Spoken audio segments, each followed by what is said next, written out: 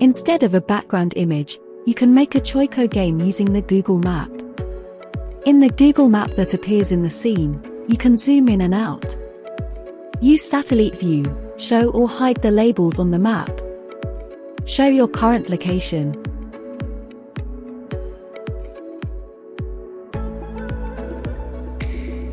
Choose 3D or street view of the map.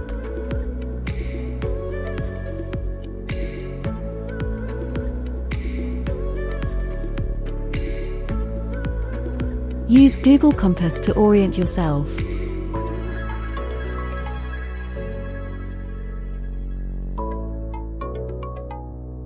And view the map in full screen.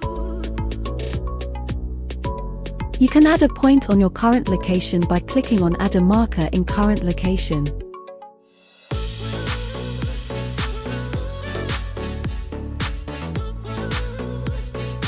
You can also add more points on the map using the pin icon on the left of the screen. Before starting playing, do not forget to set the field's initial values.